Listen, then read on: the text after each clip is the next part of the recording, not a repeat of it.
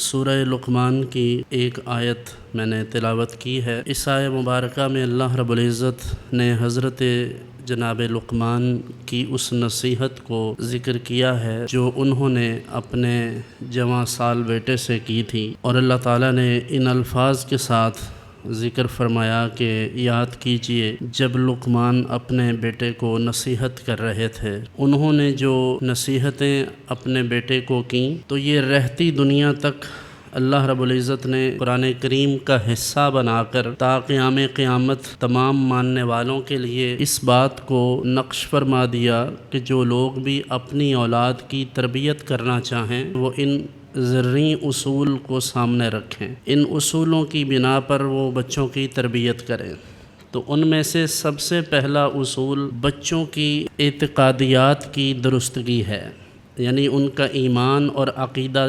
درست ہو، یہ سب سے بنیادی بات ہے۔ اس کے بعد انہیں عمل صالح کی ترغیب دی جائے، یعنی نماز پڑھنے کے لیے انہیں کہا جائے، اچھی بات کرنے کے لیے کہا جائے، بری بات سے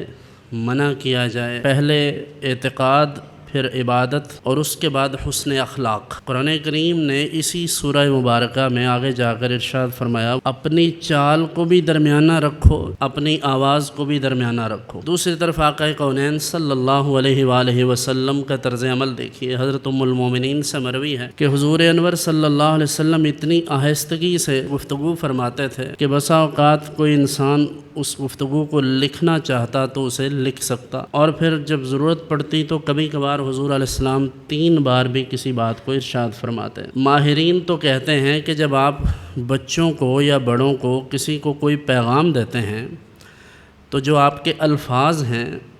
ان الفاظ کا اثر اگلے بندے پر یا اس بچے پر جس کے ساتھ آپ محو گفتگو ہیں اس پر صرف 7% اثر انداز ہوتے ہیں آپ کے الفاظ، اور جو آپ کا لب و لہجہ ہے، آپ کا ایکسنٹ ہے، آپ کی جو وائس کی پچ ہے، یعنی جس سطح کی آپ آواز نکالتے ہیں، 38% اس کا عمل دخل ہے۔ آپ اندازہ کریں کہ ہمارے ہاں گفتگو کرنے کا یا بچوں کو سمجھانے کا جو طریقہ ہے وہ کیا ہے، اور ہم کیا ان کو ڈیلیور کر رہے ہیں۔ ایسے ہی بچوں کے سامنے شاؤٹ کرنا، ان کے سامنے چیخنا چلانا اور انہیں یہ کہنا کہ میں نے تمہیں یہ کہا تھا، میں نے وہ کہا تھا، پتہ نہیں کب کہا تھا، یعنی اس سے پہلے بھی آپ نے ایسی ہی ڈانٹ پلائی ہوگی بچوں کو، جیسا اب آپ ڈانٹ رہے ہیں، جس انداز میں اب آپ شور و غل کر رہے ہیں، اسی طرح کا آپ نے پہلے بھی سمجھایا ہوگا، تو اس سمجھانے کا کوئی فائدہ نہیں ہے۔ چنانچہ سمجھانے کے لیے سب سے بہترین طریقہ یہ ہے کہ بچے کو اپنے پاس بٹھائیں اور اسے مثبت انداز میں یہ بتلائیں کہ بیٹا یہ چیز آپ کے لیے اچھی نہیں ہے، یہ آپ کی شخصیت کے لیے نقصان دہ ہے، یہ ہمارے ایمان کے خلاف ہے، یہ ہمارے عقیدے کے خلاف ہے، یہ اللہ اور اس کے رسول کے حکم کے خلاف ہے۔ 1 سے 2 دفعہ، 3 دفعہ، 4 دفعہ جب یہ چیزیں آپ سمجھائیں گے تو آہستہ آہستہ بچے کے ذہن میں یہ چیزیں بیٹھ جائیں گی اور وہ آئندہ ان چیزوں سے بچے گا۔ کیا کوئی بتا سکتا ہے کہ کتنے بچوں کو مارا،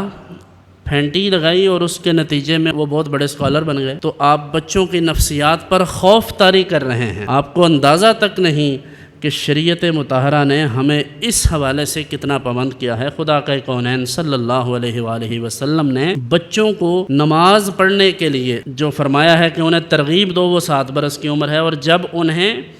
مارنے کی اجازت ہے، مارنے کا حکم نہیں ہے۔ یہ ذہن میں رہے کہ جب انہیں مارنے کی اجازت ہے، اور اس مارنے سے یہ مراد نہیں ہے کہ انہیں پھینٹی لگائی جائے، مارنے سے مراد سرزنش ہے، پرسش ہے، جس پر آپ ان سے پوچھ سکتے ہیں، انہیں احساس دلا سکتے ہیں، انہیں وارن کر سکتے ہیں۔ مارنے کا یہ معنی نہیں ہے کہ ڈنڈا لے کے 10 سال کے بچے کے پیچھے چڑھ جائیں کہ تم نماز نہیں پڑھتے۔ تو میں نے پہلے بھی یہ بات کی ہے کہ وہ والدین جو اپنے بچوں سے اپنی 30-35 سال عمر میں یہ تقاضا کرتے ہیں کہ ہمارے بچے اپنی عمر میں، یعنی 8 سال یا 7 سال یا 10 سال کا بچہ نماز پڑھے، خود یہ والدین اپنی 10 سالہ عمر میں کیا کرتے تھے؟ تو ہمیں بچوں سے وہ توقع کرنی چاہیے جو ہم خود کر پائے، اور جو آج سے 30 سال پہلے کا ماحول تھا وہ آج سے زیادہ فتنوں پر مشتمل نہیں تھا، فتنے کم تھے، فحاشی اور عریانی کم تھی۔ اس کے باوجود اگر آج کا بچہ نماز پڑھ رہا ہے یا اس نے آپ کے کہنے پر مسجد کی طرف رخ کیا ہے یا وہ قرآن پاک پڑھتا ہے یا دین کی کوئی بات سن لیتا ہے تو ہمیں اللہ کا شکر ادا کرنا چاہیے۔ آپ بھی اس بات کو سمجھیے کہ بچوں کی تربیت کے لیے یہ اصول پیش نظر رکھیے اور ان کے سامنے چیخ چلا کر ان کی تربیت نہ کریں بلکہ ان کے ساتھ محبت سے پیش آئیں۔